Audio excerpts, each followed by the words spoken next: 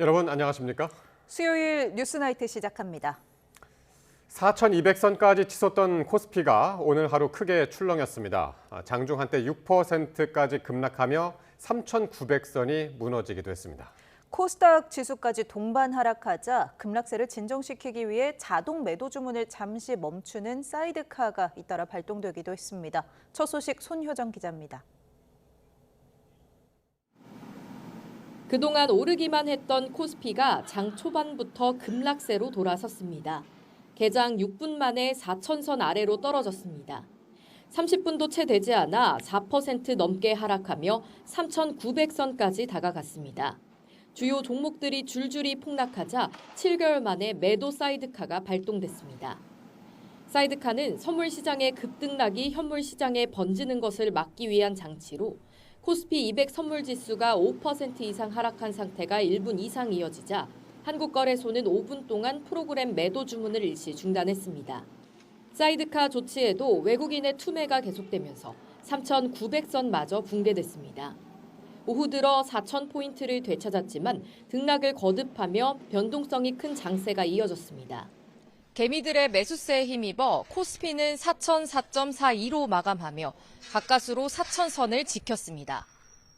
코스닥 지수 역시 장중 5% 넘게 급락해 매도 사이드카가 발동됐습니다. 코스피, 코스닥의 동반 매도 사이드카는 지난해 8월 미국발 경기 침체 우려로 인한 블랙 먼데이 이후 1년 3개월여 만입니다. 이날 하루에만 유가증권 시장에서 외국인은 2조 5천억 원 넘는 주식을 팔아치우며 주가를 끌어내렸습니다. 특히 증시 상승을 이끌었던 삼성전자와 SK하이닉스의 매도세가 집중됐습니다.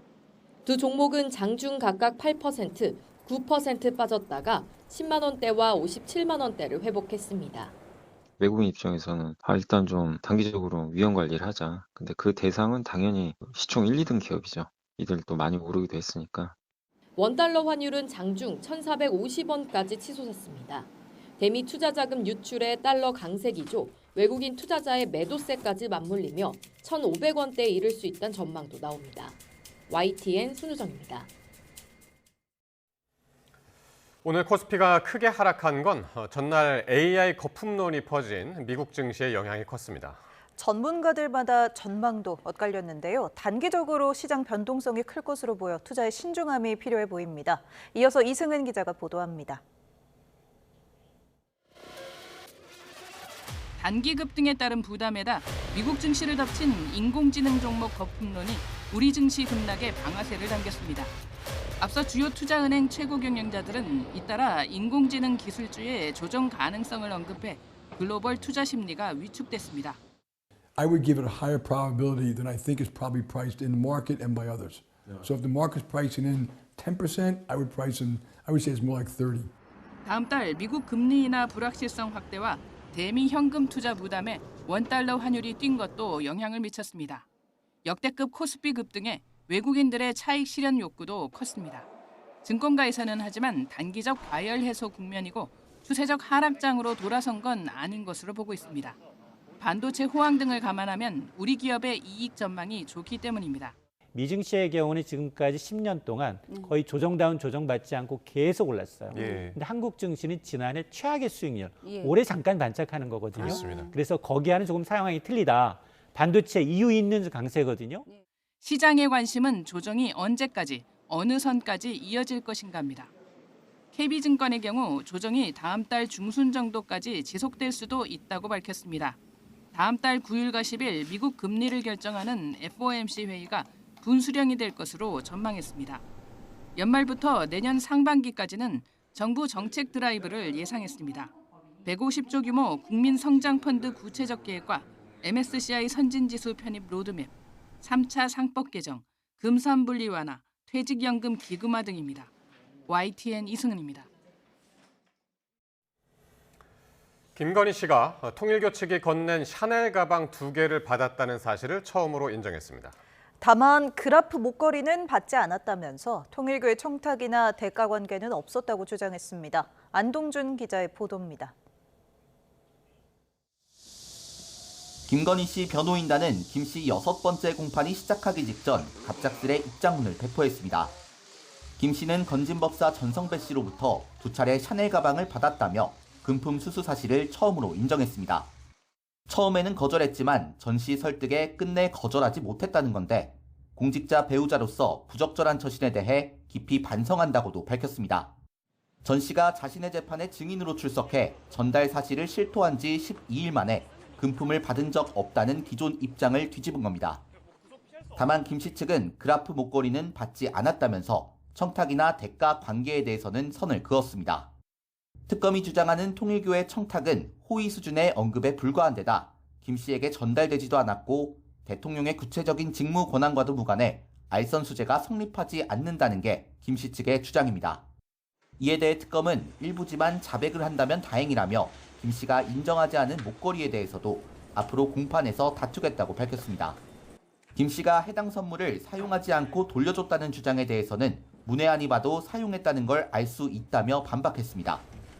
김 씨가 갑작스레 일부 금품을 받았다고 인정한 배경에 앞서 신청한 보석을 염두에 뒀다는 분석도 나옵니다. 입장문 낸 배경이라도 좀 여쭤볼 수 없을까요? 저희가 지금 입장문에 대해서 저희가 말씀드리긴 어렵고. 재판부는 이번 달 안에 피고인 최종 의견까지 듣겠다는 계획을 세웠는데 이에 따라 김 씨에 대한 구형이 이뤄지는 결심 공판도 올해 안에 열릴 걸로 보입니다. YTN 안동준입니다. 들으신 것처럼 김건희 씨는 유독 그라프 목걸이에 대해서만 수수 사실을 부인하고 있습니다. 그 배경을 놓고 여러 해석이 나오는데 특검은 모순된 태도라고 지적했습니다. 김영수 기자가 보도합니다.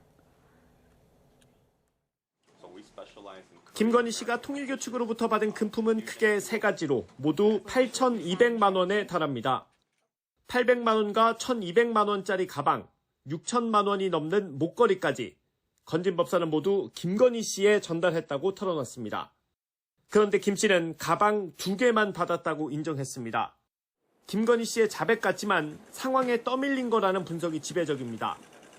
목걸이와 달리 가방의 경우 전달자인 건진법사뿐만 아니라 가방을 교환한 사람과 목격자 진술까지 재판 과정에서 드러났기 때문입니다. 가장 비싼 목걸이 수수를 부인한 건 금품 액수를 고려한 변론 전략이라는 해석도 나옵니다.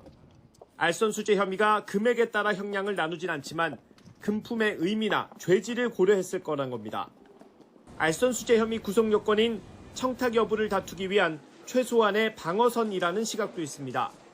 김건희 씨 공소장에는 통일교 측이 목걸이를 건네면서 자신들 행사에 교육부 장관 참석을 청탁했다고 적시됐는데 가방 전달 때보다는 구체적입니다.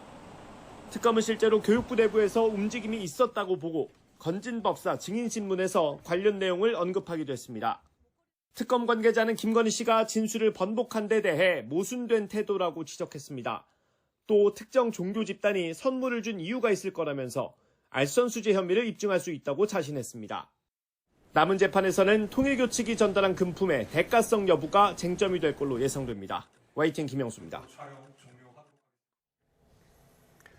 한덕수 전 국무총리의 내란 재판에 증인으로 채택된 최상목 전 경제부총리와 이상민 전 행정안전부 장관이 불출석했습니다.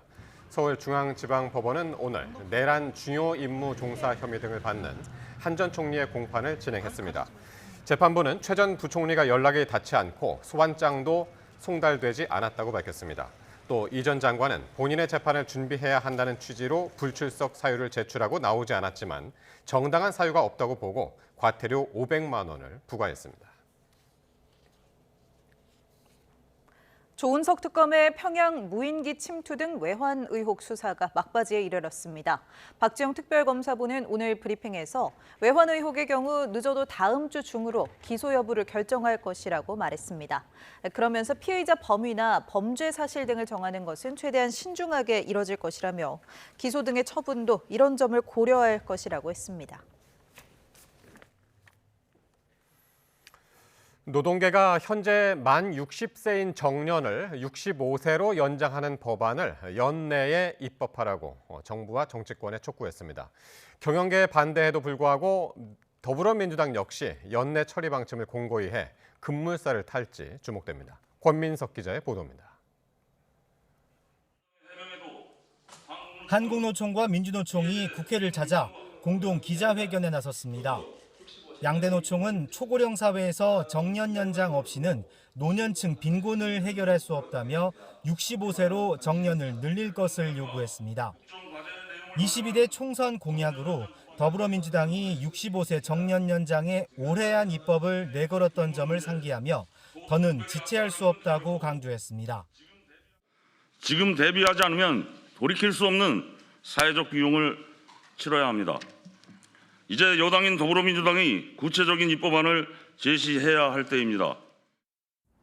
또 지난해 경제사회노동위원회의 사회적 대화를 비롯해 관련 논의가 충분히 숙성됐다면서 완고한 경영계와 대타협을 바라긴 어려워 결단이 필요하다고 주장했습니다. 청년의 일자리가 부족한 것은 대기업이나 공공기관 같은 괜찮은 일자리에서 신규 채용을 하지 않기 때문입니다. 정년과 연결하는 것은 자본이 신규 채용을 하지 않고. 앞서 민주당은 65세 정년 연장 방안의 연내 처리 방침을 재확인했지만 청년 고용 위축 가능성 등은 좀 더 검토해야 한다고 여지를 뒀습니다. 숙련 인력을 활용할 수 있는 긍정적인 방안입니다. 다만 청년 고용 위축, 기업 부담 증가 가능성은 충분히 검토해야 할 사안입니다. 반면 경영계는 미국발 관세 충격과 기술 패권 경쟁이 격화하는 상황에서 충분한 보완책 없는 노동시장 재편에 강한 우려를 표하고 있습니다. 2016년 시행된 60세로 정년 연장이 대중소기업 격차를 심화했고 청년 고용에도 악영향을 끼쳤다는 게 경영계의 시각입니다. 노동계의 입법 촉구와 정부 여당의 법제화 속도전 과정에서 65세 정년 연장안을 두고 상당한 진통이 예상됩니다. YTN 권민석입니다. 역대 최대 규모인 728조 원의 내년도 예산안을 둘러싸고 국회 줄다리기가 시작됐습니다. 이재명 대통령 시정연설에 제1야당인 국민의힘이 불참한 걸 두고 아슬아슬한 장외 설전도 이어졌습니다. 황보혜경 기자입니다. 예산 정국의 시작을 알리는 시정연설은 국민의힘 107석이 텅 빈 채 진행됐습니다. 심지어 국민의힘 장동혁 대표는 이재명 대통령의 마지막 시정연설이 될 거라며 사실상 탄핵까지 시사했습니다. 민주당은 이를 명백한 대선 불복으로 규정하며 이렇게 받아쳤습니다. 장동혁 대표야말로 국민의힘 당적으로 국회 본회의장에서 예산 시정연설을 들을 마지막 기회를 놓친 것은 아닌지. 민주당은 추경호 전 원내대표의 유죄가 확정될 경우 국민의힘은 10번, 100번이고 해산감이라며 위헌정당 심판 가능성을 재차 꺼내들었습니다. 국민의힘은 이 대통령이 단 한 번이라도 제1야당을 협치 파트너로 여긴 적 있느냐며 재판받지 않고 버티는 것이야말로 국민에 대한 불복종이라고 반격했습니다. 민주당이 재판중지법을 철회했다지만 지상과제인 공소 취소와 배임죄 폐지로 대통령의 사법 리스크를 영원히 제거할 수 있도록 방향을 튼 것뿐이라고 주장했습니다. 있는 죄를 없애자고 대통령이 된 사람입니다. 죄를 없애야 끝납니다. 재판을 잠시 미룬다고 끝날 일이 아닙니다. 여야의 날선 표정 속에 728조 원 규모 내년도 예산안 국회 심사도 본궤도에 올랐습니다. 민주당은 인공지능 시대를 여는 첫 예산이자 민생과 복지까지 두루 챙겼다고 힘을 실었고 국민의힘은 미래 세대의 부담만 늘리는 포퓰리즘이라고 깎아내렸습니다. 이번 예산안은 미래를 여는 설계도이자 국민의 삶을 지키는 약속입니다. 내년도에 24조 원 규모의 지역사랑 상품 프로젝트 반응 등 재정살포 포퓰리즘 예산 투입에 양당의 전문가들이 참석한 예산안 공청회에선 전년 대비 8% 넘게 증가한 예산안을 두고 확장 재정은 불가피한 선택이다. 물가에 심각한 부담을 초래할 수 있다. 엇갈린 견해를 내놨습니다. 728조 슈퍼 예산안 열차가 출발한 가운데 정부 원안을 지키려는 여당과 송곳 검증을 예고한 야당 사이 치열한 공방이 예상됩니다. YTN 황보혜경입니다. 친 이재명계 인사로 꼽히는 유동철 부산 수영구 지역위원장이 시당위원장 경선에서 컷오프됐습니다. 정청래 대표가 자신을 불공정하게 잘랐다면서 결자 해지하라고 비판을 했는데 당 안팎에서는 이른바 명청 갈등이 본격화하는 것 아니냐는 우려도 나옵니다. 강민경 기자입니다.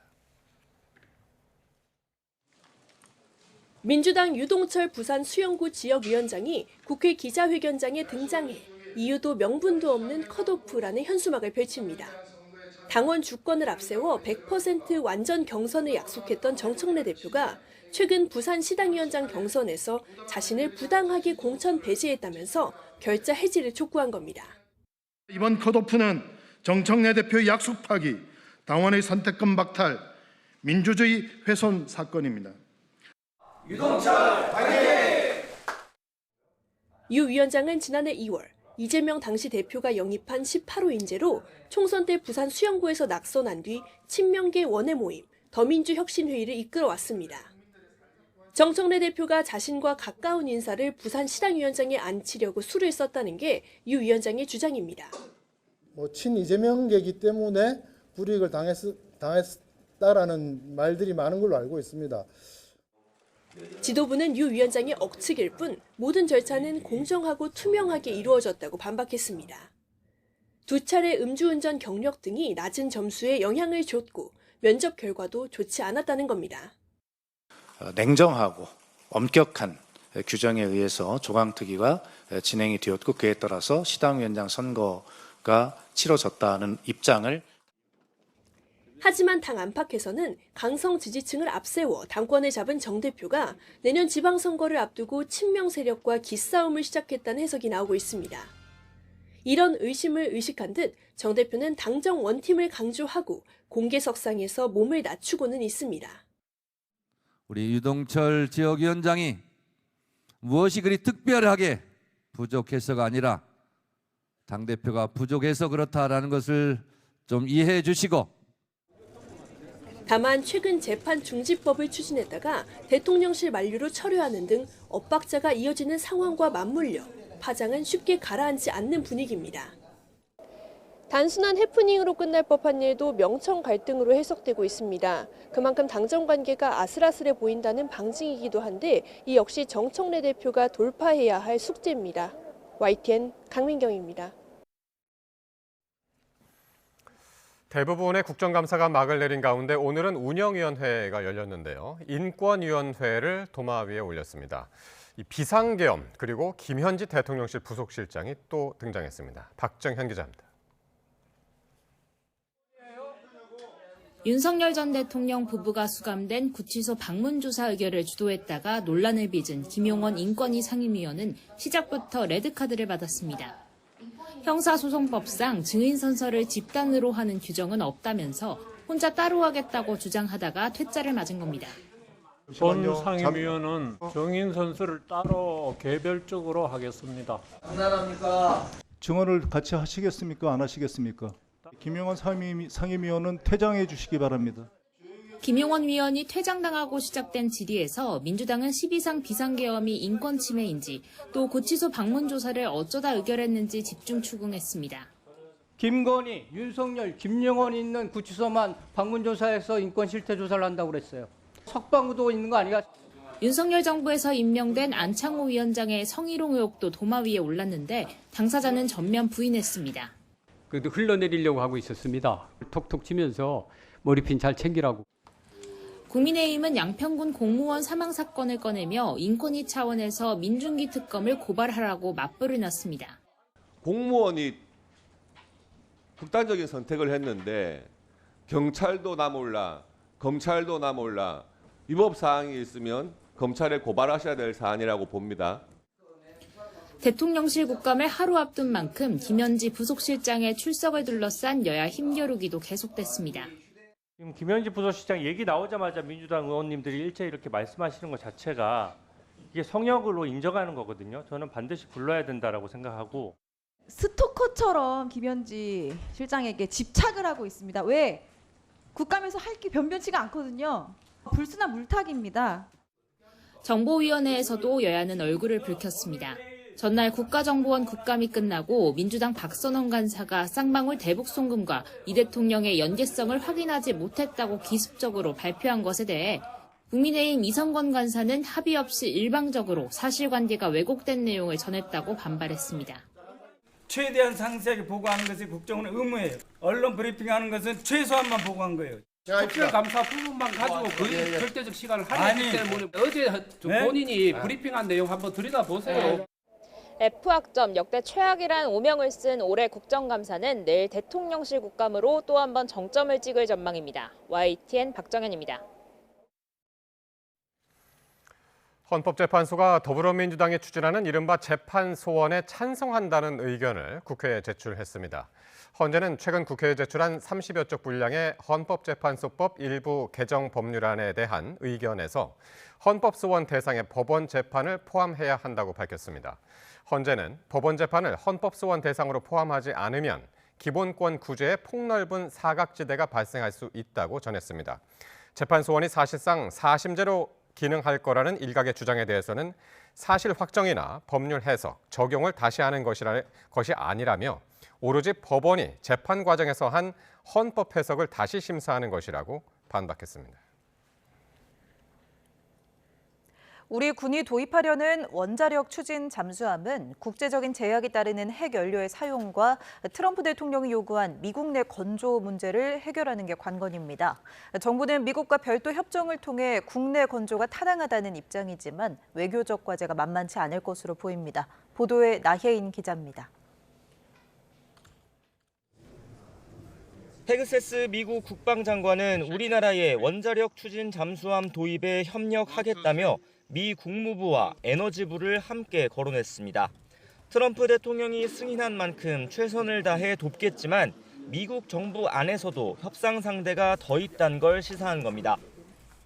And then as far as the details of approval, that's a little bit outside my lane, so I'm happy to not have to necessarily deal with every aspect of how that gets negotiated. But 실제 한미 국방장관 회의 이후 예정됐던 관세 안보 분야 팩트시트와 공동성명 발표도 미국 정부 부처 간 조율이 안 돼 미뤄진 것으로 파악됐습니다.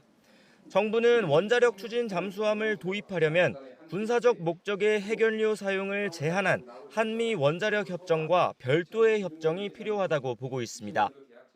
원자력 잠수함과 또 여러 가지 협정 이런 문제들이 좀 미국 자체 내에서 여러 정부처 내에서 조율이 필요해서 미국을 설득한다 해도 국제 원자력 기구 IAEA의 검증은 넘어야 할 또 다른 산입니다. 핵 확산 금지 조약 NPT에 따라 핵연료를 정말 평화적 목적으로만 쓰는 건지 까다로운 심사를 거쳐야 하는 겁니다. 미국, 영국과 안보 동맹을 맺고 핵잠수함 도입을 추진하는 호주도 쇠락한 미국 조선업과 IAEA와의 협의 문제로 난항을 겪고 있습니다. Nuclear power, not nuclear armed. Australia is a proud non-nuclear weapon state and is committed to stay that way. 여기에 우리나라는 잠수함 건조 시설이 없는 미국 필리 조선소를 활용하라는 트럼프 대통령의 요구도 받고 있습니다. 국방부는 현지 여건을 고려하면 국내 건조가 합당하다면서도 한미 간 조율할 사안이 많아 당장 내년도 예산안에 잠수함 예산을 편성하긴 어렵다고 밝혔습니다. YTN 나인입니다.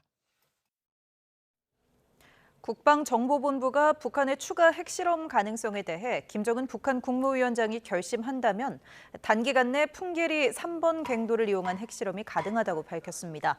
국회 정보위원회 여당 간사인 민주당 박선원, 야당 간사인 국민의힘 이성건 의원은 오늘 국방정보본부에 대한 국정감사 뒤 이 같은 내용을 보고받았다고 전했습니다. 국방정보본부는 또 북한이 영변 등 우라늄 농축시설을 확장해 핵물질 확보에 노력하고 있으며 다종, 다수의 핵탄두 생산시설을 구축하고 있다고 설명했습니다. 포스코 포항제철소에서 유독가스가 누출돼 협력업체 노동자 1명이 숨졌습니다. 올해 포스코 사업장에서만 목숨을 잃은 노동자가 6명입니다. 지난 7월 그룹 차원에서 사과하고 대책 마련까지 약속했지만 사고를 막지 못하고 있습니다. 김근우 기자가 보도합니다. 경북 포항 포스코 포항제철소입니다. 오전 9시쯤 정비 작업을 준비하던 협력업체 노동자 4명이 쓰러졌습니다. 병원으로 옮겼지만 50대 노동자 1명이 끝내 숨졌습니다.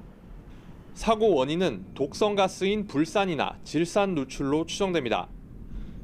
포스코는 자체적으로 대응하다가 화학물질 누출을 막지 못하자 사고가 난 지 2시간이 지나서야 신고했습니다. 출동한 소방당국이 가스 배관 하나가 분리된 걸 발견하고 흡착포로 독성 물질을 제거했습니다. 포스코그룹 사업장에서 올해 목숨을 잃은 노동자만 6명입니다. 경남 김해와 경기 광명 등 곳곳에서 건설 계열사 포스코 ENC 사업장 사고가 잇따랐고 전남 광양제철소 공장에서는 구조물 붕괴로 2명이 추락해 1명이 숨지기도 했습니다. 여론의 질타에 포스코는 장인하 회장이 직접 안전진단 태스크포스를 가동하고 혁신 계획을 내놓는 등 대책을 마련했습니다. 하지만 불과 3달 만에 또 사망 사고가 발생하면서 관련 대책이 형식적이었다는 비판을 면하기 어려워 보입니다. YTN 김근우입니다.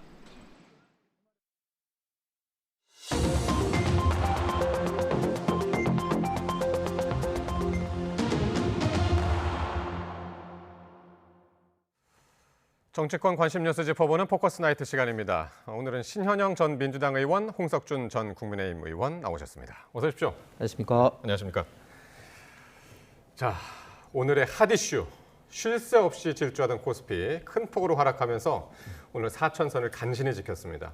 장 초반에는 3,900도 무너지면서 1년 3개월 만에 이 코스피와 코스닥 모두에 이 매도 사이드카가 걸리기도 했는데 자, 두 분은 큰 타격 없으셨는지 궁금합니다. 예, 신 의원님. 예, 가슴이 철렁했죠. 네. 뭐 그냥 한 번에 막 날라오고 막 그러는 거잖아요. 네.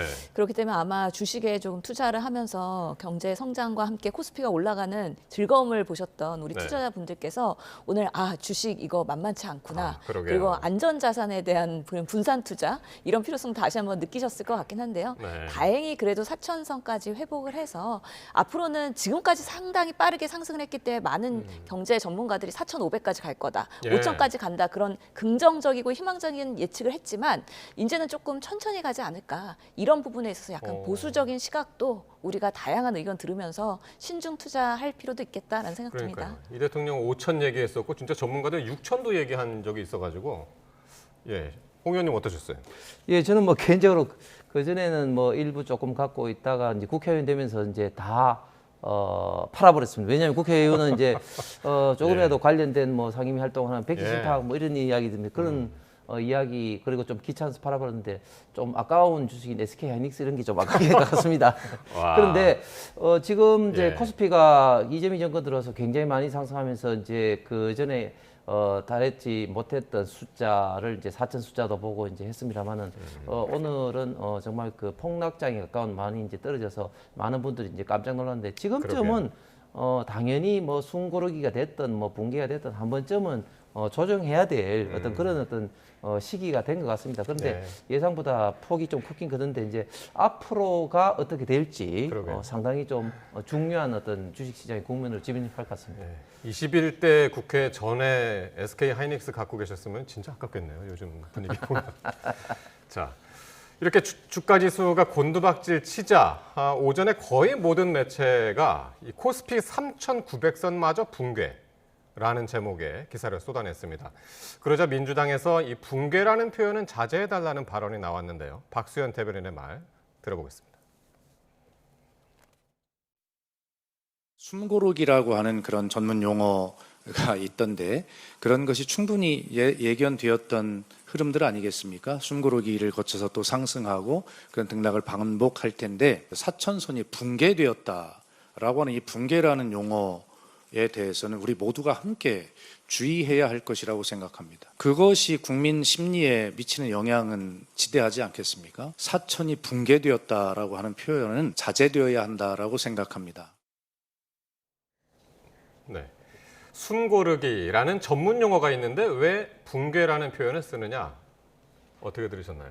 글쎄요. 근데 우리 정치권이 워낙에 뭐 코스피 5천 간다 이렇게 하면서 정치와 경제는 사실은 연관돼 있기 때문에 유사하게 갈 수밖에 없는 여러 가지 그 관계성이 있지만 그래도 우리 정치가 경제에 개입해서 깊숙하게 마치 주식을 끌어올릴 것처럼 또는 때로는 낮출 것처럼 이해시키면 안 된다라는 면에서 약간은 분리해서 우리가 해석을 해야 된다고 저는 생각을 하고요. 특히 지금까지 코스피가 4천까지 오는 데는 우리나라의 경제 상황이 아주 좋아져서 그런 게 아니라 AI와 관련 관련된 몇 개의 주, 특히나 SK나 삼성 이런 큰 기업 주들이 견인을 하면서 또 미국의 상황들이 좋아서 같이 올라갔던 부분이 있기 때문에 오늘 AI 관련된 뭐 엔비디아나 삼성 다 떨어지지 않았습니까? 네. 그러면서 다 떨어지고 외국인들이 사실은 매도하고 그러면서 개미 투자자들도 이익 실현하는데 이쯤에서 손절해야 되나 이런 고민을 오늘 한 거거든요. 예. 결국에는 우리 정치가 경제를 견인할 수는 없다. 결국에는 경제는 기업과 그리고 경제인들이 견인하고 여러 가지 시장 경제의 논리에 따라서 가는 거다. 다만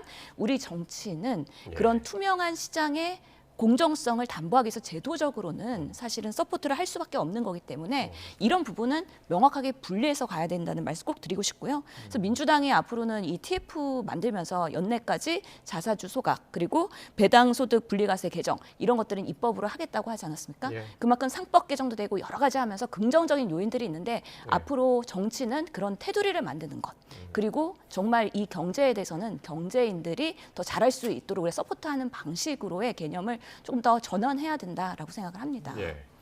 그러니까 오늘 만약에 진짜 박수현 대변인의 이야기를 얼굴 가리고 목소리 변조하고 했으면 마치 경제 전문가 이야기를 듣는 듯한 이야기를 했습니다.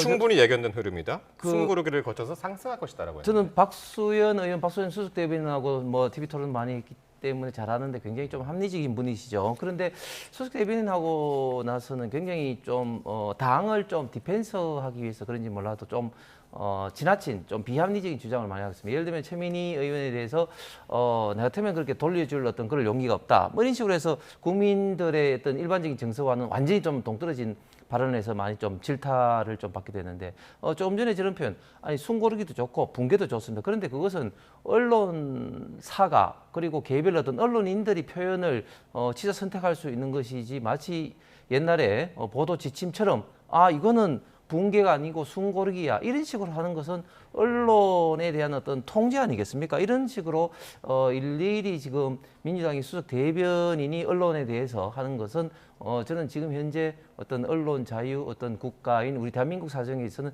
절대로 맞지 않다. 그런데 최근에 민주당의 어떤 행태를 보면 참 걱정스러운 부분이 국정감사 기간 중에만 하더라도 언론중재위원회 언중위에 지금 현재 제소를 한 게 19건을 민주당에서 제소를 했습니다. 그런데 그 중에서도 가장 제소를 많이 한 사람이 누군지 압니까? 민주당 의원 중에 최민희 의원이 가장 많이 제소를 했다고 합니다. 본인의 어떤 입장이 다르다고 해서 언중이 제소를 하면 결국 이제 언론 기관에 대해서 압력을 가고 하겠다는 건데 집권 여당이 과연 이런 식으로 언론 기관을 상대하는 게 언론 자유를 보장해 주는 거냐? 저는 언론 기관에 대한 어떤 압박이다 이렇게 생각을 하고 수석의 저런 어떤 표현은 저는 부적절하다고 생각합니다.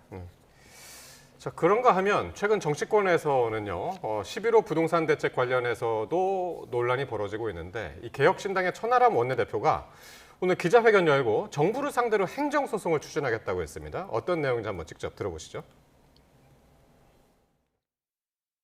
서울시 도봉구, 강북구, 중랑구, 금천구, 경기도 의왕시, 성남시 중원구, 수원시 장안구 팔달구 지역은 주택가격 상승률 요건을 충족하지 못해 조정 대상 지역으로 지정될 수 없습니다.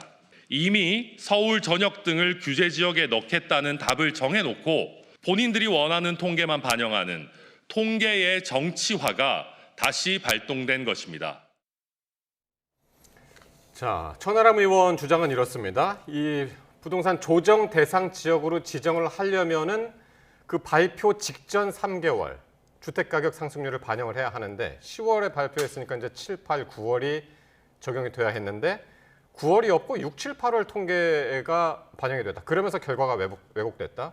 그러면서 8개 지역을 거론했는데 원래 그 지역들 지정되면 안 되는 것이었다.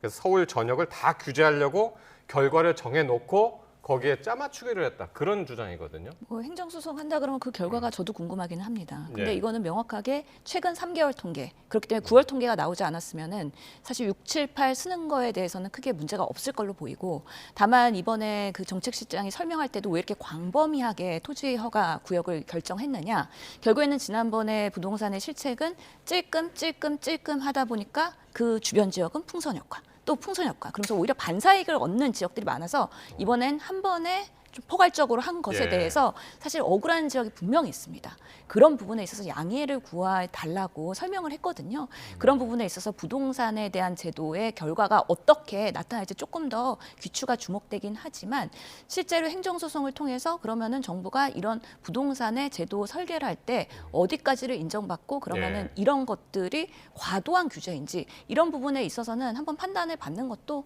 저는 뭐 그 결과가 매우 궁금하다. 근데 오히려 이런 부분에 있어서 문제가 있다라고 나올 가능성은 저는 별로 없다고 생각을 합니다. 예. 그러니까 9월 통계가 언제 나왔냐면은요. 천하람 의원의 주장에 따르면은 11호 대책이니까 이제 10월 15일 날 정부에서 발표를 했는데 그 전날 10월 14일 날 주거정책심의위원회를 열었다. 그리고 10월 15일 날 발표를 했는데 그날 9월 통계가 그날 나왔다는 거예요. 예, 주택법 시행령에 보면 주택 관련된 어떤 매매라든지 규제를 하기 위해서는 발표 직전부터 3개월 동안의 상승률이 일반 물가 상승률의 1.3배 이상이 되면 규제할 수 있다는 규정이 있습니다. 네. 그렇기 때문에 천하람 의원의 말이 맞다면 결국은 이제 10월 15일 직전 9월부터 8월, 7월 이렇게 그 기준을 놓고 그것이 물가 상승률의 이제 1.3배가 됐을 때 할 수 있는 최소한의 어떤 기준 여건이 마련되는 거거든요. 그런데 지금 정부는 9월이 아닌 6, 7, 8을 했다는 겁니다.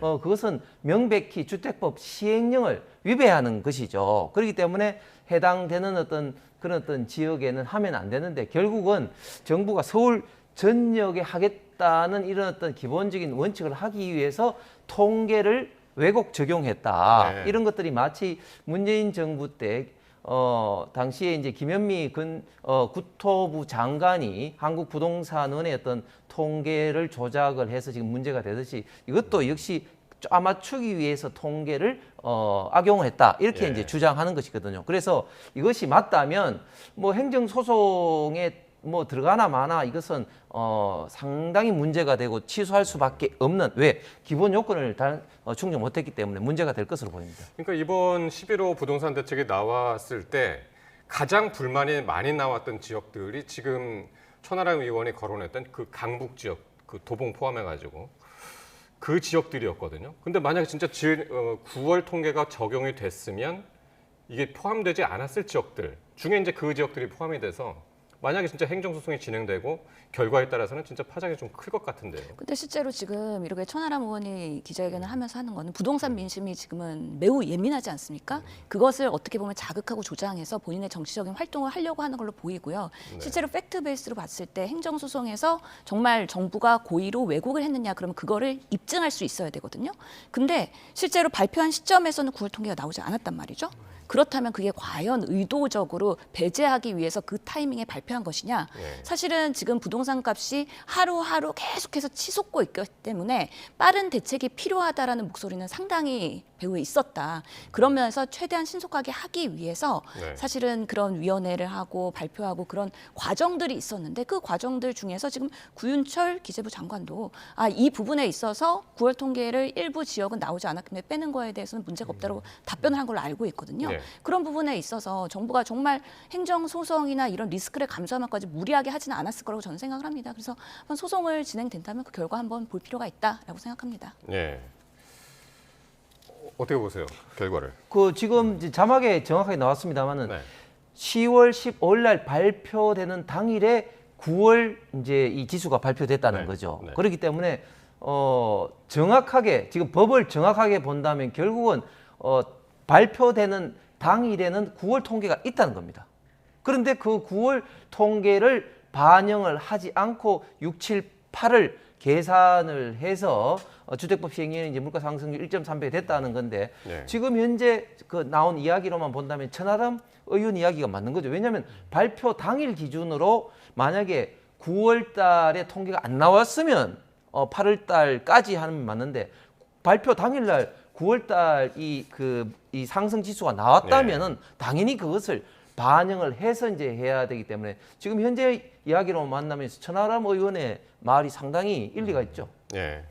어쨌든 정부가 이 11호 부동산 대책 수정하지 않으면 행정소송을 한다고 했기 때문에 그 과정 한번 계속 지켜봐야 될 것 같습니다.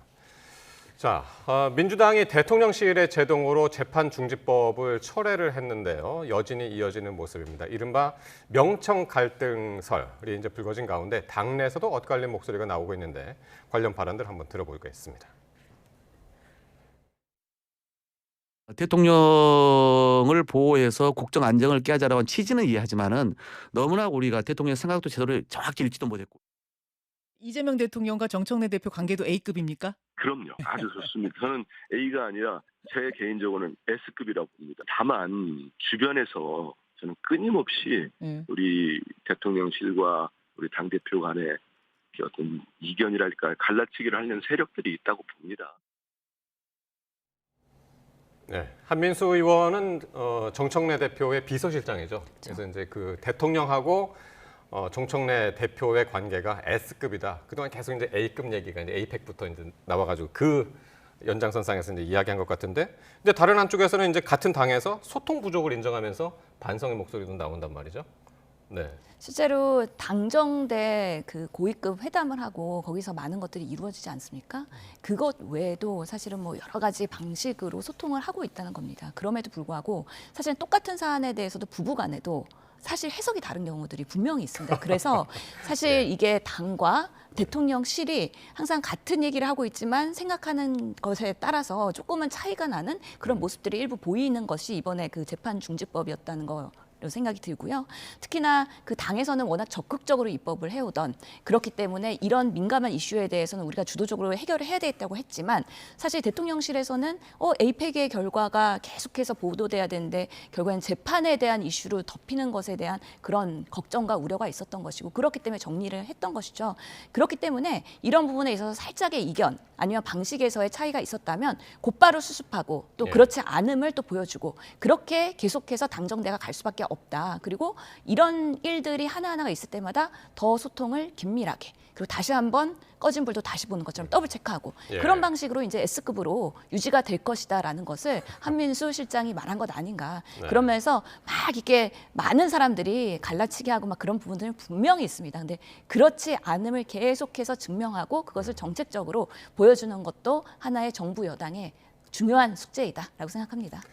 밖에서 바라보는 홍 의원님은 어떻게 보세요? 명청 갈등이라는 게 지금 실제 존재한다고 보십니까? 분명히 존재하죠. 원래 어떤 정권이든지 대통령과 1인자의 관계는 사실은 좀 묘합니다. 왜냐하면 이제 1인자는 대통령 다음에 넥스트를 노리는 자리이기 때문에 사실은 대통령과 가까워야 되지만 그렇다고 해서 한 몸이 돼서는 또 곤란한 면이 있죠. 그래서 역대 이제 좀 1인자와 대통령 관계가 묘한 적이 굉장히 많이 있는데, 근데 이번 같이 이제 대통령 임기 초기부터 이런 문제가 발생된 거는 좀 예외적인 것이죠. 왜냐하면 사실은 이제 정청래 대표와 이재명 대통령이 원래 사이가 좋은 사이가 아닙니다. 예를 들면 생각 한번 해보십시오. 정청래 대표가 이제 현역 의원 할 때 이재명 당시 변호사는 이제 막 이제 정치에 입문하려고 했습니다. 그래서 성남시장 경기지사 때까지만 하더라도 정청래 대표가 계속해서 이재명 당시 시장과 경기지사에 왜 이재명 지사 시장은 시끄럽게 구냐고 막 비판도 많이 하고 그런 관계였습니다. 거기다가 이번 같은 경우는 또 이재명 대통령이 이제 밀었던 사람이 아닌 이제 정청래 후보는 자기 힘으로 김어준 씨의 도움을 받아서 이제 압도적으로 승리했기 때문에 사실은 이제 정청래 대표는 이재명 대통령에게 사실은 신세질 게 별로 없는 그런 어떤 관계이죠. 그러다 보니까 자연스럽게 어떤 본인의 어떤 정치를 하고 싶은 그런 어떤 동기부여가 되는 것이고, 그래서 이재명 대통령이 예를 들면 여야 협치를 통해서 이제 대통령실에서 식사하고 분위기 좋을 때 다음 날 국회에서 이제 내란 정당 하면서 이제 그런 어떤 분위기를 완전히 깬다든지, 또 대통령 유엔 가서 나름대로 분위기를 하려고 하는데 또 거기에서 초를 친다든지, 또 이번만 하더라도 APEC 성과를 대통령이 이야기해야 되는데 재판중지법으로 완전히 국면을 전환시킨다든지 이런 것들이 이재명 대통령이 봤을 때는 상당히 불쾌하고, 그런 것들이 이번에 강훈식 비서실장을 통해서 공개적으로 좀 경고한 것이 아닌가 그렇게 보여지는데, 이 문제는 아마 내년 지방선거 공천을 두고 폭발할 개연성이 굉장히 크다고 봅니다. 그러니까 강훈식 실장이 최근에 진짜 좀 강도 높게 이야기를 했죠. 대통령을 정쟁에 끌어들이지 말라. 여당에 이제 그렇게 이야기를 했는데 일각에서는 이게 정청래 대표의 행보가 자기 정치를 위한 것 아니냐 지금 잠깐 말씀하셨습니다만 거기에 대해서는 어떻게 보시나요? 아니 근데 이 그 재판 중지점은요 당에서 막 주도적으로 했다기보다는 사실은 일개 의원이 입법 발의를 하면서 공론화가 되면서 이게 끌어오르면서 여기까지 이슈가 된 거거든요. 그렇기 때문에 당에서 이거를 뭔가 당의 그런 공식 입법화하겠다라는 것보다는 그 전에 개별 입법들이 있었다. 그런데 그런 부분에 있어서의 가속도가 붙은 것이고요. 강훈식 비서실장이 그럼에도 불구하고 강유 전 대변인이 얘기했지만 이게 컨트롤 안 되고 계속해서 언론으로 확산되는 거에 대해서 명확하게 대통령실이 입장을 내보이면서 정리를 한 것이고 앞으로 이런 비슷한 이슈가 올라올 때마다 당과 그리고 대통령실이 더 긴밀하게 소통을 해야 된다라는 것을 명확하게 얘기한 것으로 보이기 때문에요. 네. 아마 이런 사실은 오해를 받을 수 있는 요지들이 항상 있을 때마다 더 긴밀하게 소통하는 게 필요하겠다라는 교훈을 얻었을 거라 저는 생각합니다. 알겠습니다.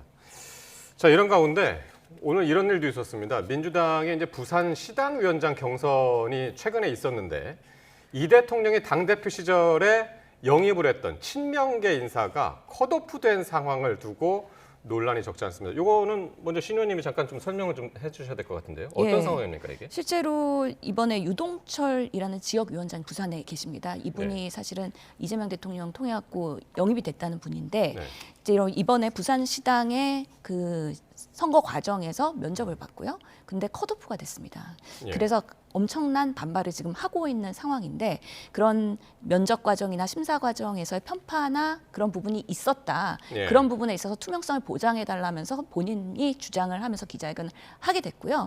그런 면에서는 지금 당 입장에서는 아니 면접도 여러 가지 이유로 인해서 점수가 낮았기 때문에 컷오프가 된 거기 때문에 그 과정에서의 문제는 없었다라고 당에서 입장이 나왔고 정청래 당대표의 경우에는 본인이 부족해서 이런 결과가 나온 거에 대해서 만회하는 의미로 사실은 그 유 지역위원장한테 특보도 제안을 했는데 본인은 거절하고 있는 상황이기 때문에 이 부분이 쉽게 사그라들지는 않을 수 있는 그런 이슈가 돼버린 것 같습니다. 그러니까 유동철이라는 분이 지금은 부산 수영 지역의 이제 지역위원장인데 동시에 어떤 분이냐면 더민주혁신회의 친명의 대표적인 외곽 조직이죠. 그렇죠. 더민주혁신회의 공동 상임대표입니다. 그렇죠. 그러니까 친명 중에 친명인데 이번에 이 과정에서 컷오프 돼가지고 지금 논란이 나고 그렇죠. 지금 이번에 이제 그 각 지역 그 위원장이 왜 중요하냐면 다음 지방선거에 있어서 많은 영향력을 행사할 수 있기 때문에 그렇습니다. 예를 들면 부산 위원장이라면 부산 시장 후보뿐만 아니라 부산에 있는 구청장이라든지 시의원, 구의원 등등에 대해서 사실상의 가장 많은 영향력을 행사할 수 있기 때문에 이번에 지역위원장이 굉장히 중요한 것이죠. 통상적으로 경선을 할 때 보면은 보통 한 3명 내지 뭐 4명, 많으면 5명까지 경선하는데 이번에 민주당의 부산시당위원장 할 때는 지금 현재 이제 변성환 전 행정부시장이 됐습니다만은 두 사람만이 이제 경선에 해서 변성환 전 부시장이 이제 부산시당위원장이 됐는데 유동철 위원장 같은 경우는 당연히 뭐 부산시당위원장이 될지 안 될지 모르지만 경선까지는 본인은 당연히 들어갈 줄 알았습니다. 왜냐하면 방금 앵커께서 말씀하신 친명 중에 친명 핵심 조직인 더민주혁신회의고 특히 또 본인 영입을 이재명 대통령이 당시 대표 시절에 이제 영입을 했기 때문에 본인은 당신이 이제 경선으로 갈 준비를 하고 있었는데 경선에 못 가고 컷오프를 돼버리니까 이제 입장이 이제 황당한 것이고 마침 이게 또 이제 명청 갈등의 이제 전초전처럼 이제 해석이 되니까 본인은 더 이제 강하게 지금 이제 반발을 하고 있는 상황입니다. 그러니까요. 오늘 서울 올라와가지고 기자회견을 열 정도로 상당히 강하게 반발을 하고 있어가지고 진짜 명청 갈등이 지금부터 본격화되는 것 아니냐. 근데 이거를 명청 갈등으로 네이밍하는 게 적절한지는 모르겠습니다. 그러니까 일부 지역위원장의 본인 선거의 불합리함을 주장하고 있는 건데 사실은 당에서는 이 과정에서 문제가 없다라고 엄격하게 사실은 심사를 했다라고 얘기를 하고 있고 또 항상 이렇게 선거나 아니면 컷오프가 되면 반발하는 분들이 있거든요. 그렇기 때문에 이런 부분에 있어서 당내에서 정말 불합리한지 정말 억울한 건지 이런 부분들의 사실관계를 알기는 또 한계가 있는 부분이 있어서 이 사건이 그렇게 뭔가 문제가 명심과 정심의 뭔가 차이다. 이렇게 보기에는 또 한계가 있다라는 얘기도 드리고 싶고요. 특히 부산 같은 경우에는 민주당에서는 어려운 지역이잖아요. 그리고 이번 지방선거에서는 잘해야 되는 지역이기도 합니다. 그렇기 때문에 아무래도 인지도가 있고 정치적으로 오랫동안 쌓아온 분이 유리할 수밖에 없는 부분도 있어서 그런 부분들을 감안했을 때 이게 과연 명천 갈등으로 비춰질 것이냐, 그렇지 않을 수 있다라고 생각을 합니다. 그러니까 이게 억지로 언론이 명천 갈등 뭐 이렇게 붙인 것이 아니라 오늘 유동철 위원장이 내가 친명이라서 떨어진 것이라는 이야기가 있다. 이런 얘기를 이제 직접적으로 했었거든요. 그렇습니다. 왜냐하면 이번에 이제 충남 위원장으로 이제 이정문 의원 그리고 전북 위원장에 이제 윤준병 의원 대체로 다 지금 정청래 대표하고 가까운 분이다 이렇게 평가를 받습니다. 그렇기 때문에 지금 이제 유동철 지금 부산수영구 지역위원장 입장에서는 되든 안 되든 일단은 통상적으로 민주당 같은 경우는 이제 경선에는 웬만하면 이제 참여를 시키는데 본인이 이제 경선에서 떨어진 그것이 결국은 본인이 친명이고 정청래 대표가 친명을 견제하기 위해서 하는 것이다 이렇게 이제 비판하는데 제가 볼 때는 만약에 그 결과를 떠나서 이 유동철 위원장이 경선에 이제 참여를 했다면 이렇게 주장할 명분도 이제 없는데 경선에서 컷오프 시키니까 그렇지 않아도 지금 명천 갈등이라고 자꾸 이야기되고 있는데 본인 입장에서는 확실하게 경선 배제의 어떤 이유도 없는데 떨어진 것에 대해서는 강하게 반발할 수 있는 충분한 어떤 지금 사유가 되는 것이죠. 예. 이 사안도 이제 앞으로 어떻게 진행되는지 봐야 될 것 같고요. 자. 국민의힘이 이재명 대통령 시정연설에 불참을 했었죠. 이걸 두고 또 정치권에서 파장이 계속 이어지고 있는데 정청래 대표가 장동혁 대표, 국민의힘 대표가 시정연설을 들을 마지막 기회를 놓쳤다. 이렇게 이야기했고요. 오늘 장동혁 대표는 이 대통령 재판을 다시 시작해야 한다라면서 맞섰는데 지금 이제 예산정국 막 시작됐는데 초반부터 정쟁이 좀 격화하는 모습이네요. 네, 안타깝습니다. 그래서 이재명 정부 처음 시정연설이고 예산심의를 앞두고서 국회의 시간입니다. 이제 대한민국의 2026년 예산을 어떻게 최종 의결할 건지가 매우 중요하기 때문에 국감 이후에 여야의 역할이 매우 중요한 부분인데요. 그럼에도 불구하고 이렇게 정쟁으로 가고 결국엔 시정연설까지 불참하고 상복을 입고 피켓팅을 할 수밖에 없는 이런 상황들이 매우 안타깝다고 생각을 하고 그럼에도 불구하고 결국에는 예산 심의 과정은 12월까지 완료하기 위해서 각자의 의원들이 지역구 예산 플러스 그 당의 기조에 맞게 또 여러 가지 배분되는 그런 과정들과 조율이 예결위 그리고 예산 소위, 소소위까지 진행이 될 거기 때문에 그런 부분에 있어서는 본인들의 또 의정활동을 충실히 하는 게 매우 중요하다. 그래서 너무 정쟁으로 가는 방향으로 가지 않았으면 좋겠다는 바람이 있습니다. 어제 국민의힘이 그 시정연설에 불참한 걸 두고 그 자체를 두고서는 굉장히 비판의 목소리들이 있습니다.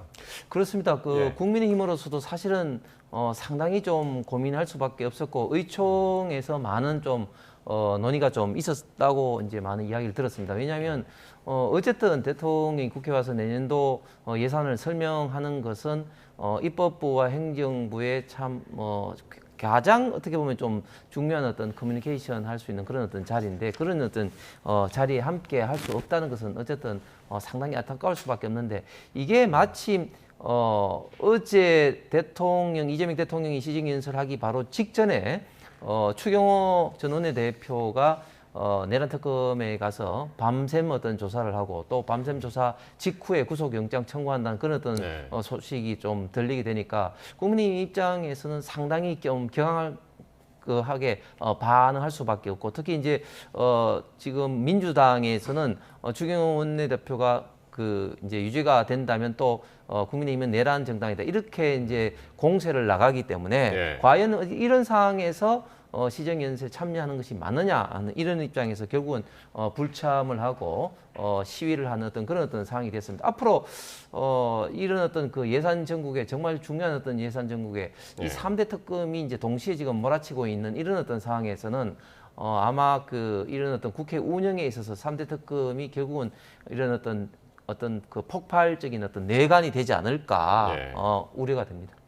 추경호 전 원내대표 구속영장 청구한 걸 두고 이제 상당히 국민의힘에서는 지금 이제 민감해하고 있는데 흥미로운 게 지금 이 추경호 원내대표 전 원내대표 구속영장 청구한 것을 두고 한동훈 전 대표하고 이준석 개혁신당 대표하고 같은 목소리를 내고 있습니다.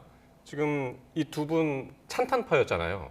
근데 추경호 원내대표한테 구속영장이 청구된 것에 대한 불합리성, 이걸 동시에 지금 주장하고 있거든요. 그러게요. 참 역시 보수는 보수고 초록은 동색이다라는 생각이 들 정도로 지금의 상황이 지금 국민의힘은 추경호 전 대표를 두둔하기도 그렇고 두둔 안 하고 손절하기도 어렵고 딜레마에 빠져 있는 상황입니다. 추경호 대표가 만약에 유죄가 나오면, 그러니까 구속영장이 아니라 나중에 정말 그 비상계엄 해제의 방해에 대한 게 사법부에서 인정이 됐을 때는 국민의힘은 정말 비상계엄 시점에 정말 내란에 동조한 당이 될 수 있다는 리스크를 안고 있어서 무조건 두둔하는 게 국민 눈에는 보여진 건 좋지 않다라는 생각이 드는데요. 그럼에도 불구하고 구속영장에 대해서 이렇게 이준석, 한동훈 같이 목소리를 내는 것이 사실은 그날의 12.3 계엄을 반대하고 뭔가 탄핵을 외쳤던 합리적인 보수의 목소리로는 일관성이 떨어지는 거 아니냐.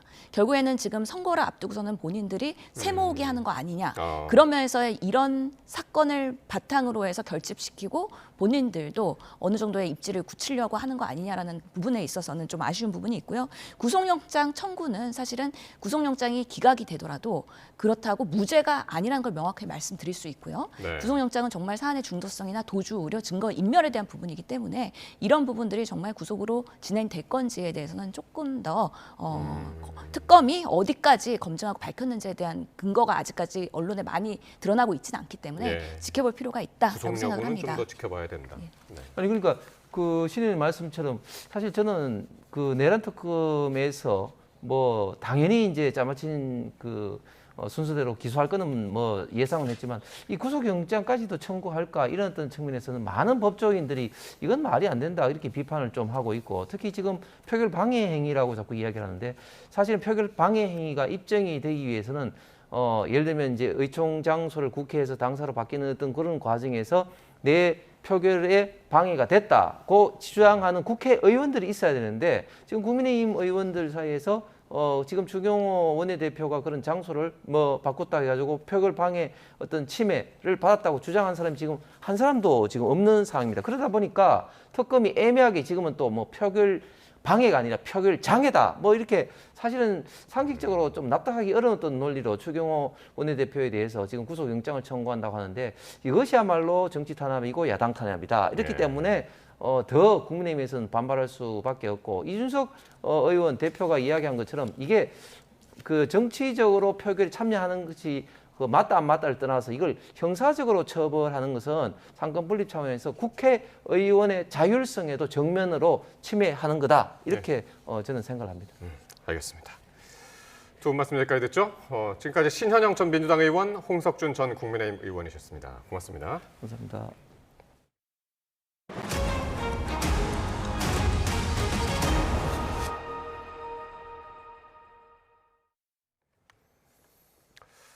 네, 이 김민석 국무총리가 정부 자산을 매각하는 과정에서 헐값 매각이나 특혜가 있었는지 전수조사를 하라고 지시를 했습니다. 윤석열 정부에서 진행된 YTN 사례도 언급하면서 이 문제가 드러나면 수사와 함께 원상 회복 방안도 마련하라고 강조했습니다. 이종원 기자의 보도입니다. 김민석 국무총리가 이재명 대통령이 정부 자산 매각 전면 중단을 지시한 지 이틀 만에 후속 조치를 내놨습니다.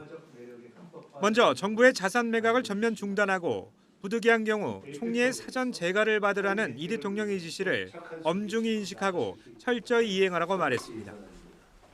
윤석열 정부에서 이뤄진 특정 매각 사례도 언급했습니다. 김 총리는 YTN 지분 매각 등을 포함해 지난 정부와 현 정부에서 추진된 매각 사례에 대한 즉각적인 전수조사와 감사를 지시했습니다. YTN 매각 사례를 콕 집어 거론한 것으로 문제가 발견되면 검경 합동수사를 통해 법적 책임에 따라 엄중 조치하고 계약 취소 등 원상 회복 방안도 지체 없이 강구하라고 강조했습니다. 이 같은 지시는 지난달 국회 국정감사에서 불거진 국유재산 헐값 매각 논란이나 특혜 의혹이 영향을 미친 것으로 보입니다. 무엇보다 국감에선 자신의 허위 경력 의혹을 보도한 YTN에 대해 김건희 씨가 복수를 언급했다는 사실이 드러나기도 했습니다. 내가 공무원입니까? 내가 공인입니까? 근데 내가 그렇게까지 검증 받아야 돼요? 진짜 너무 억울해요. 연락을 와, 그럼 저도 네. 진짜 나도 복수를 하지 안 되겠네. 윤석열 정부는 지난 2022년 공공기관 혁신계획의 일환이라며 YTN의 지분 매각을 추진했고 유진그룹의 특수목적회사 유진ENT가 한전 KDN과 한국마사회가 보유한 지분 30.95%를 사들였습니다. 당시 YTN 지분 매각 입찰에는 유진그룹과 한세실업, 통일교측, 글로벌 피스재단 등 3곳이 참여했는데 유진 측은 총 3,199억 원으로 가장 큰 금액을 써내 최대 주주에 올랐습니다. 이어 방송통신위원회는 지난해 2월 2인 체제로 최대 주주 변경을 승인했습니다. YTN 이종원입니다. 지난달 민간 분양 아파트 공급이 9월보다 50% 가까이 늘어 1년 6개월 만에 최대치를 기록한 것으로 나타났습니다. 분양평가 전문회사 리얼하우스가 한국부동산원 청약홈 자료를 집계한 결과 10월 전국 민간 분양 물량은 17,499가구로 9월에 11,822가구보다 48% 증가했습니다. 지난해 같은 기간과 비교하면 20.5% 늘어난 수치로 지난해 4월에 18,408가구 이후 18개월 만에 가장 많은 수준입니다. 내년 상반기 주택가격 상승을 내다보는 시각이 국민 절반을 웃돈다는 설문 결과가 나왔습니다. 부동산 R114에 따르면 지난달 22일부터 지난 2일까지 전국에서 1,458명을 대상으로 2026년 상반기 주택시장 전망 설문조사를 한 결과 52%가 내년 상반기 주택 매매 가격이 오를 것으로 전망했습니다. 부동산 R114는 상승 전망 비율이 2021년 하반기 조사 당시 62%를 기록한 이후 가장 높은 수치라고 전했습니다. 이번 조사는 온라인 설문으로 진행됐고 표본 오차는 신뢰 수준 95%에서 플러스 마이너스 2.57%포인트입니다. 학업이나 육아 등의 사정 없이 구직 활동을 하지 않는 쉬었음 인구가 1년 새 7만 명 넘게 증가했습니다. 특히 15세에서 29세 청년층 10명 가운데 3명은 원하는 일자리를 찾기 어려워서 쉬고 있다고 응답했습니다. 보도에 오인석 기자입니다. 국가데이터처는 올해 8월 기준 육아나 가사 등의 사정 없이 일자리를 구하는 활동조차 하지 않는 쉬었음 인구가 264만 1,000명이라고 발표했습니다. 1년 전보다 7만 3천 명 증가했습니다. 쉬었음 인구는 최근 4년간 지속적으로 증가 추세가 이어지고 있습니다. 쉬었음 이유는 연령층마다 달랐습니다. 15세에서 29세 청년층은 원하는 일자리를 찾기 어려워서라는 응답이 34.1%로 가장 많았습니다. 10명 중 3명꼴로 1년 새 3.3%포인트 증가했습니다. 일자리가 없어서도 9.9%를 차지했습니다. 청년층 일자리가 모자라거나 원하는 일자리 공급이 부족한 미스매치 현상이 심화하고 있기 때문으로 해석됩니다. 그 외 연령대는 몸이 좋지 않아서라는 답변이 가장 많았습니다. 노동시장의 경직성 때문에 처음부터 좋은 양질의 일자리에 취직을 하지 않으면 이직이 어렵기 때문에 차라리 쉬었음 청년으로 남아있으려고 하고 있는 상황입니다. 비경제 활동 인구 중 1년 안에 취업과 창업을 희망하는 인구는 330만 1,000명으로 1년 전보다 0.3%포인트 하락했습니다. 또 최근 1년 이내 사업을 시작한 신규 자영업자는 33만 1,000명으로 통계 작성 이래 가장 작았습니다. 사업 시작 시 가장 어려웠던 점은 사업자금 조달이라는 응답이 가장 많았습니다. YTN 오인석입니다. 국세청은 오늘 홈택스에서 연말정산 미리보기 서비스를 시작했다고 밝혔습니다. 내년 1월 연말정산을 앞두고 올해 남은 2달 동안 근로자들이 미리 절세 계획을 세울 수 있도록 돕기 위한 것입니다. 이번 서비스에서는 올해 9월까지의 신용카드, 체크카드 등 사용액과 지난해 연말정산 때 신고한 공제 금액을 바탕으로 내년 1월 연말정산 예상 세액을 계산할 수 있습니다. 서해 공무원 피격 사건을 둘러싼 문재인 정부 안보라인에 대한 결심 공판이 기소 약 3년 만에 진행됐습니다. 검찰은 서훈 전 실장 등 5명에게 실형을 구형했는데 서 전 실장 등은 기획된 수사라고 반박했습니다. 우종훈 기자의 보도입니다. 지난 2020년 9월 북한군 피격으로 공무원 고 이대준 씨가 숨지자 해경은 자진 월북 가능성을 배제할 수 없다고 발표했습니다. 평소 재무 등으로 고통을 호소했던 점, 국방부 관련 첩보 등을 종합하여 볼 때 자진 월북 가능성을 배제할 수 없어. 그러나 2년 뒤 검찰은 문재인 정부 안보 책임자들이 이 씨를 자진 월북자로 몰고 간 거라며 서훈 전 국가안보실장 등을 재판에 넘겼습니다. 이후 공판은 비공개로 60여 차례 진행됐고 기소 3년 만에 결심이 열렸습니다. 월북몰이라는 검찰과 정책 판단이라는 서 전 실장 등 피고인들 공방은 마지막 변론까지 이어졌습니다. 검찰은 정부 대북 정책이 좌초될 위기에 놓이자 서 전 실장과 박지원 전 국정원장 등이 사건 은폐를 결정했고 군과 국정원의 첩보를 삭제했다고 봤습니다. 그러면서 서 전 실장은 징역 4년, 박 전 원장에게는 징역 2년과 자격정지 2년을 구형했습니다. 서욱 전 국방부 장관과 김홍희 전 해경청장은 각각 징역 3년을 선고해달라고 요청했습니다. 이에 서 전 실장은 문 전 대통령 방침대로 사건의 진상을 그대로 알리고 북한의 책임을 물었다며 은폐는 상상도 하지 않았다고 최후 진술했습니다. 박 전 원장도 검찰의 공소 사실은 당시 윤석열 대통령의 지시로 감사원과 검찰, 국정원 일부가 꾸며낸 사건이라고 반박했습니다. 검찰 수사 단계부터 관심이었던 서해 피격 사건의 1심 결과가 어떻게 나올지 재판부 판단이 주목됩니다. YTN 우종훈입니다. 쌍방울 대북 송금 사건 수사 당시 검찰이 술 파티를 열어 이화영 전 경기도 평화부지사 등 피의자 회유에 나섰다는 의혹과 관련해 서울고등검찰청이 쌍방울그룹 압수수색에 나섰습니다. 서울고검 인권침해 점검TF는 오늘 서울 서빙고동에 있는 쌍방울 계열사 비비안에 검사와 수사관을 보내 관련 자료를 확보했습니다. 관련 의혹을 감찰 중이던 서울고검은 최근 김성태 전 회장과 직원 2명을 배임 혐의로 입건해 수사해 온 걸로 전해졌습니다. 통일교 측으로부터 금품을 받은 사실을 부인해왔던 김건희 씨가 건진법사 전성배 씨로부터 2차례 샤넬 가방 선물을 받은 사실은 인정한다고 입장을 바꿨습니다. 김건희 씨 변호인단은 언론 공지를 통해 김 씨가 공직자의 배우자로서 더 신중히 처신했어야 하는데 부적절한 처신으로 실망을 드린 데 깊이 반성하고 있다며 이같이 밝혔습니다. 김 씨 측은 다만 선물의 통일교와의 공모나 어떠한 형태의 청탁, 대가 관계도 존재하지 않는다고 주장하며 전 씨가 함께 선물했다고 밝힌 그라프 목걸이의 수수 사실은 명백히 부인한다고 설명했습니다. 이처럼 그동안 김건희 씨는 통일교 측의 선물을 애초에 받은 적이 없다. 또 건진법사 전성배 씨는 잃어버렸다고 주장해왔지만 법정에서 전 씨가 진술을 뒤집으면서 김건희 씨도 결국 선물을 일부 받았다고 인정했습니다.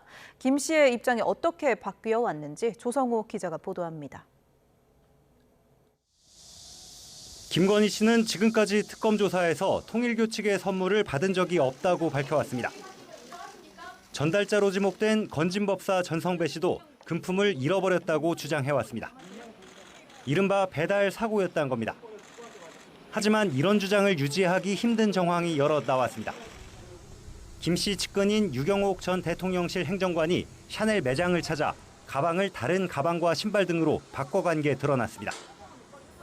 재판이 시작된 이후부터는 전 씨도 김 씨에게 선물을 전달했다고 말을 바꿨습니다. 김 씨로부터 돌려받았다는 목걸이와 가방 등도 특검에 제출했습니다. 이에 김 씨 측도 결국 수수 사실을 일부 시인할 수밖에 없다고 판단한 걸로 보입니다. 특검은 김 씨가 통일교 측 말고도 청탁과 함께 고가 선물을 받았다는 의혹 수사를 이어가고 있습니다. 서희건설 측이 건넸다는 이른바 나토 3종 장신구, 이배용 전 국가교육위원장의 금 거부기가 대표적입니다. 특검 수사와 재판으로 실체가 조금씩 드러나는 상황에서 나머지 의혹을 부인하고 있는 김 씨 측의 입장 변화가 있을지 주목됩니다. YTN 조성호입니다. 해외 유명 세일 시즌인 미국의 블랙 프라이데이와 중국의 광군제가 다가오면서 해외 직구가 늘어나고 있습니다. 불법 수입품 단속 강화에 나선 관세청이 이른바 짝퉁 제품의 성분 검사를 진행했는데 일부 제품에서 인체에 해로운 유해 물질이 대량으로 검출됐습니다. 오동건 기자입니다. 명품 브랜드를 따라 만든 귀금속에서 최근 인기가 높은 라부부 캐릭터까지 모두 불법으로 들여오다 관세청에 적발된 이른바 짝퉁 제품들입니다. 올해 상반기에만 60만 전 넘게 적발됐습니다. 국내로 수입한 물품 중 총 60만 6,443점의 지식재산권 침해 물품을 적발하였습니다. 적발된 제품 가운데 95%인 57만 점이 중국산이었고 두 번째로 많은 베트남산은 2.2%에 그쳤습니다. 이 중 몸에 닿는 장신구 250점을 분석한 결과 절반이 넘는 112점에서 유해물질이 검출됐습니다. 특히 라이브 커머스에서 판매된 가짜 장신구의 57%에서는 납입 기준치의 최대 4,600배, 카드뮴은 120배 넘게 나왔습니다. 라부부 키링의 경우 조사 대상 5개 중 2개 제품에서 발암물질인 푸탈레이트계 가소제가 검출됐습니다. 이 제품이 정품, 이 제품이 가품입니다. 이 가품의 경우 얼굴 부위를 만져보면 훨씬 더 부드러운데 푸탈레이트 가소제가 안전 기준치의 340배가 넘게 쓰였기 때문입니다. 사실 그 내분비계 교란 때문에 생식이라든지 아니면은 성장에 되게 영향을 미치는 걸로 알고 있고요. 관세청은 올해 해외 직구 규모가 2억 건에 이를 것으로 예상된다면서 오는 10일부터 연말까지 해외 직구를 악용한 불법 위조품 단속을 강화하겠다고 밝혔습니다. 관세청은 소비자에게도 안전성이 담보되지 않은 제품에 경각심을 가지고 구매를 자제할 것도 당부했습니다. YTN 오동건입니다. 현역 해군 병사가 휴가 중 해외를 오가며 몰래 마약을 들여오다 경찰에 적발됐습니다. 경찰은 이 병사 등이 국내로 반입한 각종 마약을 유통하고 투약한 70여 명도 무더기로 검거했습니다. 보도에 윤태인 기자입니다. 급히 달려가는 경찰 수사관들. 한낮 추격전 끝에 남성이 결국 붙잡힙니다. 수갑을 채우려 하자 저항하는 남성. 신문지 안에선 주사기가 나오고 지갑 속에선 마약이 담긴 봉지들이 발견됩니다. 마약 사범들이 검거되는 모습인데 이들이 투약한 대마 등을 들여온 건 다름 아닌 20살 해군 병사와 그의 친구 등이었습니다. 해군 상병 A씨는 지난 4월 휴가 중 몰래 태국으로 출국해 현지 마약상에게 액상 대마를 받아왔습니다. 태국 마약상과 연락하기 위해 휴대전화 한 대를 부대로 몰래 가져왔고 지휘관 허락도 없이 해외로 출국했습니다. 한 달 뒤에는 A 상병의 제안을 받은 친구까지 태국에 가서 대마 10kg을 여행 가방에 숨겨 국내로 들여왔습니다. 이렇게 밀수한 마약은 모두 2만 4천 명분. 인천공항 화장실에서 유통책에게 건네진 뒤 논밭 등에 숨겨놨다가 은밀히 팔렸습니다. 해군 상병을 비롯해 밀수와 판매, 투약까지 모두 76명이 붙잡혔는데 마약을 공급하고 유통한 10명은 관련 전과가 없는 20, 30대로 나타났습니다.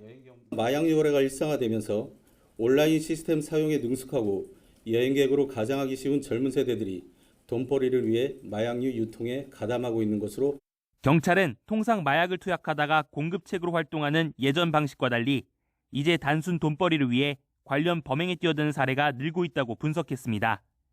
YTN 윤태인입니다. 예비 신혼부부들의 가전 구매 대금을 가로챈 뒤 도주한 LG전자 대리점 지점장에 대해 경찰이 출국 금지 조치를 내리고 소재를 파악 중인 것으로 파악됐습니다.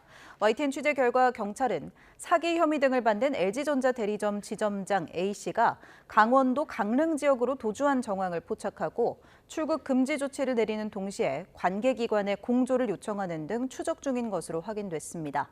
이에 대해 서울 동대문 경찰서는 A씨에 대한 금융, 통신 영장을 발부받아 계좌와 휴대전화 사용 내역을 분석하며 행적을 살피고 있다고 밝혔습니다.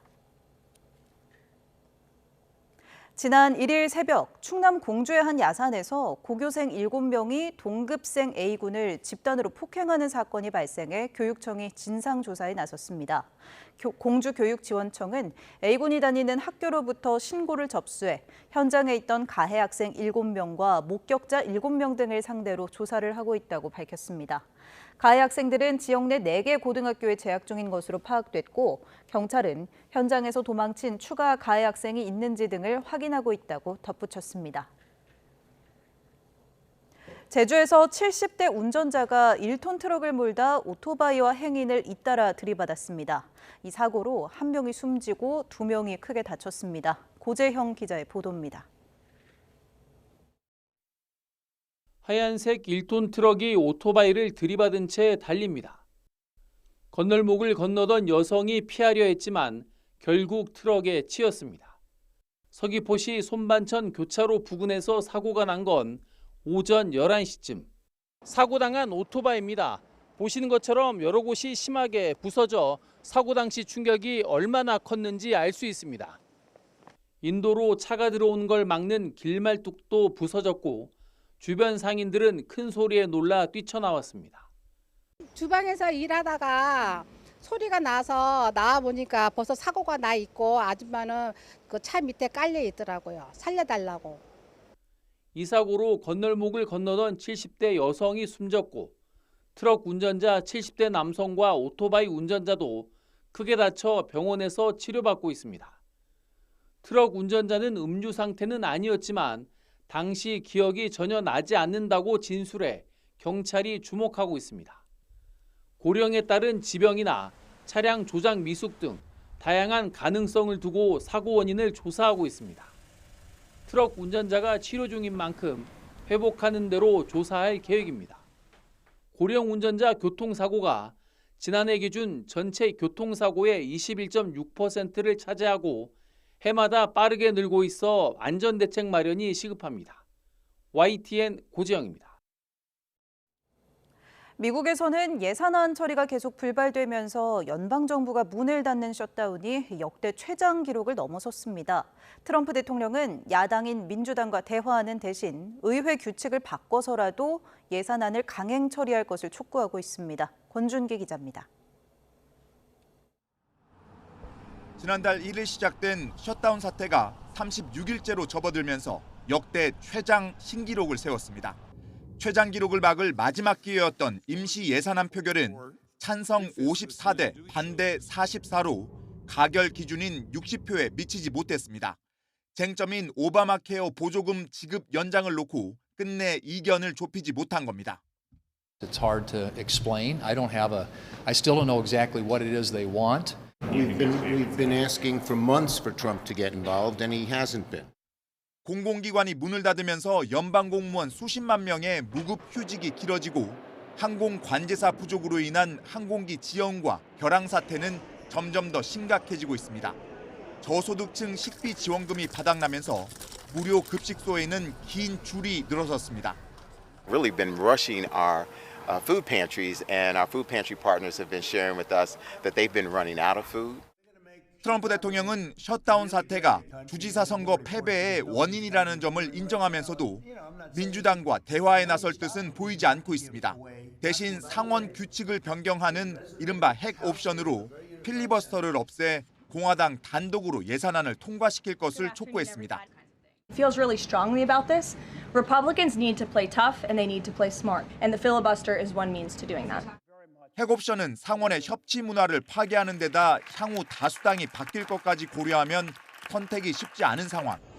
미국 최대 여행 성수기인 추수감사절 연휴가 3주 앞으로 다가온 가운데 셧다운 대치를 끝내야 한다는 압박의 강도도 점점 높아지고 있습니다. YTN 권준기입니다. 세계 최대 물류 회사 중 한 곳인 UPS의 화물기가 미국의 공항에서 이륙 직후 추락했습니다. 반경 8km 지역에 대피 명령이 내려진 가운데 사망자 7명과 부상자 11명이 확인됐고 피해 규모가 커질 수 있습니다. 신호 기자가 보도합니다. 활주로에서 막 떠오른 화물기 왼쪽 날개에 불이 붙었습니다. 잠시 뒤 화물기는 추락했고 거대한 불기둥이 솟구쳐 올랐습니다. 현지 시간 4일 오후 세계 최대 물류 회사 중 한 곳인 UPS의 화물기가 추락했습니다. 사망자와 부상자가 여러 명 보고됐습니다. 항공기 연료를 포함해 폭발 가능 물질 때문에 구조와 수색에 어려움이 있습니다. 공항 반경 8km 이내에 대피 명령이 내려졌습니다. Do not go to the crash site. You will put people in danger. You will put yourself in danger. There may be people that still need to be rescued. 추락한 화물기는 미국 켄터키주 루이빌 공항에서 하와이로 향하던 중이었습니다. 맥도널 더글라스 MD-11 기종으로 1991년에 제작됐으며 사고 당일 오전에는 정상적으로 비행했던 것으로 알려졌습니다. 루이빌 공항 인근 포드 공장이 정전됐고 다른 업체들의 피해도 파악되고 있다고 켄터키 주 정부는 밝혔습니다. Because of the nature of these facilities, it may be some time before we can account for everyone or know that no one else was on the grounds. 루이빌 공항에는 UPS의 세계 최대 포장 처리 시설이 있습니다. 시간당 40만 개 이상의 소포를 분류하고 하루 300편의 항공편이 운항되는 곳입니다. 주요 고객사에 아마존과 월마트, 미국 우체국 등이 있어서 연쇄적인 대규모 배송 차질 우려도 나옵니다. YTN 신호입니다. 최근 일본에서는 곰 습격으로 인한 인명피해가 급증하며 결국 자위대까지 동원됐습니다. 곰을 퇴치하기 위한 엽사들이 대부분 고령이고 그나마도 수가 줄어들면서 지자체 대응이 한계에 이른 게 아니냐는 우려가 나오고 있습니다. 도쿄에서 김세호 특파원의 보도입니다. 길을 걷던 80대 여성이 갑작스런 곰의 공격을 받아 얼굴 등에 상처를 입었습니다. 집 앞까지 찾아온 곰에게 습격을 받는 사례도 이제는 흔한 일이 됐습니다. 近所さんも来てからまさか俺咲くと思わなかった。まさかくらいで一瞬だからわかんなかった。 일본에서 올해 들어 곰에 의한 인명 피해는 100명 이상으로 이 가운데 최근까지 사망자만 13명에 이릅니다. 지난해 인명 피해 82명을 훌쩍 넘어섰고 사망자는 역대 최다였던 지난 2023년 6명의 2배입니다. 하지만 수렵 면허 소지자는 1975년 52만 명에서 2020년도에 22만 명으로 절반 아래로 줄어드는 등 포획 인력은 턱없이 부족하고 이마저도 60% 이상이 60세 이상 고령자들입니다. やっぱりその耳が聞こえなくなってくるとか、そのハンターにすると一番大切な部分が弱くなってしまう。だから藪の中でゴソゴソ動いているクマっていうのは音でしか判断できないんですよ。 최근 곰들은 주택, 관공서, 슈퍼마켓 등 일상생활 영역에 나타나는 경우가 잇따르고 있습니다. 올해 4월에서 9월까지 곰의 출몰 건수는 29,792건으로 지난해 같은 기간보다 31.3% 늘었고 포획된 곰도 6천여 마리로 이 또한 역대 최다입니다. 日々ですね、多くの地域でクマが人里に侵入し、クマによる人身被害が増大する中で、クマ被害対策は待ったなしの状況となっています。 곰의 공격으로 60명이 다치고 4명이 숨진 아키타현에는 지자체의 요청으로 육상 자위대가 투입됐습니다. 투입된 자위대는 우선 덫 설치와 포획된 곰의 운반 등 후방 지원 업무를 담당합니다. 다만 자위대 임무 특성상 장기간 투입하기에는 한계가 있어 지속적인 곰 퇴치 방안을 찾기 위한 일본 정부와 지자체의 고민이 깊어지고 있습니다. 도쿄에서 YTN 김세호입니다.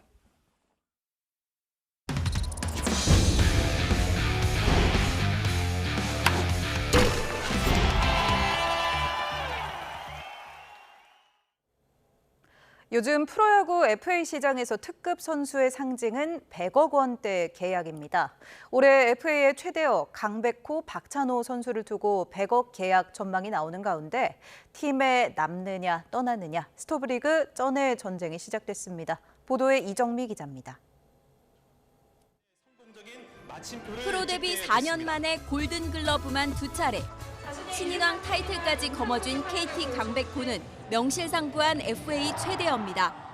수비가 약하다는 평가도 나오지만 거포가 필요한 팀에는 꼭 필요한 장타자입니다. 메이저리그 진출 가능성까지 열어두면서 100억대 계약 전망이 나옵니다. 공격과 수비, 주루 모두 뛰어난 기아의 유격수 박찬호도 특급 선수입니다.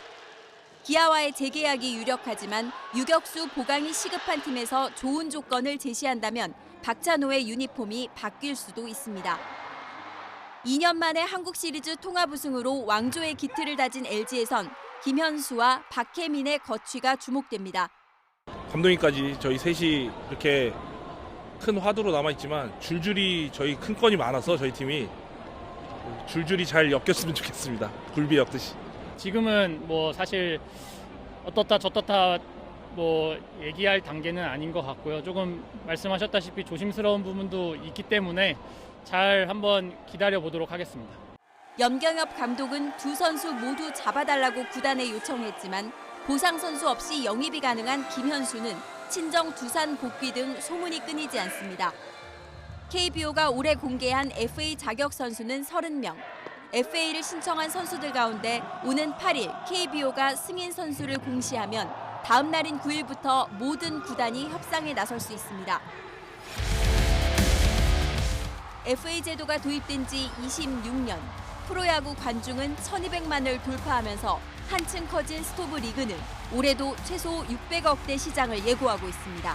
YTN 이정미입니다. 미국 메이저리그에서 석 달밖에 안 뛴 손흥민 선수가 올해 신인상 투표에서 2위에 올랐습니다. MLS 사무국은 손흥민이 선수와 구단 기술 스태프, 미디어 투표에서 6.3%를 득표해 2위를 차지했다고 밝혔습니다.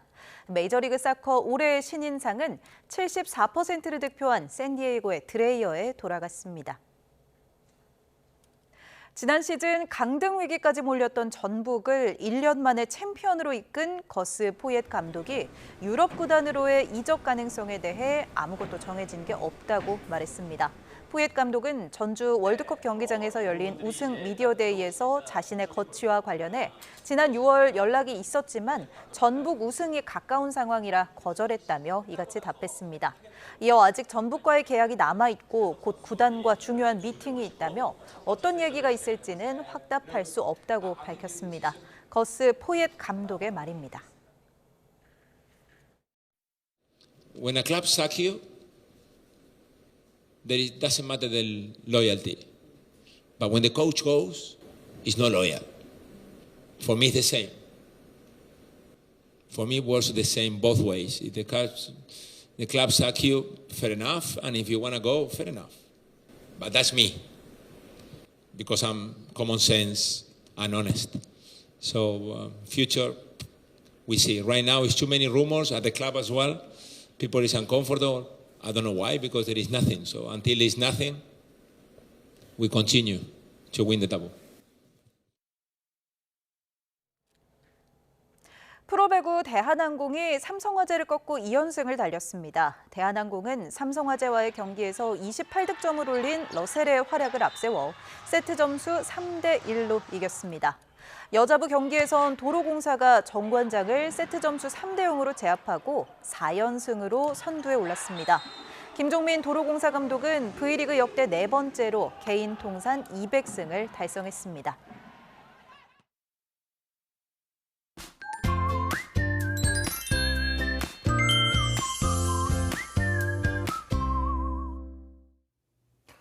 낮 동안에는 바깥 활동하기 참 좋습니다. 내일도 대체로 맑은 하늘이 함께하는 가운데 서울 낮 기온이 19도까지 오르는 등 예년보다 온화한 날씨가 이어지겠는데요.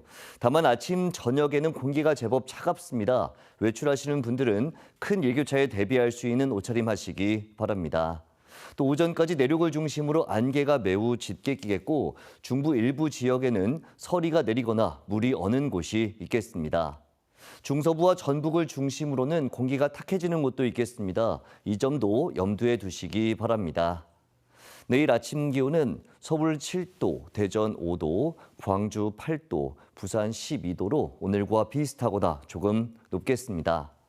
낮 기온도 서울 19도, 대전 20도, 광주 21도, 부산 22도로 오늘과 비슷하거나 조금 높겠습니다. 주 후반에도 완연한 가을 날씨가 이어지겠지만 영동에는 모레 오후부터 비가 오겠고 주말 밤에는 충남과 남부를 중심으로 휴일 새벽부터 오전 사이에는 대부분 지역에 비가 내릴 전망입니다. 날씨 정보였습니다. 수요일 뉴스나이트 마치겠습니다. 시청해주신 여러분 고맙습니다.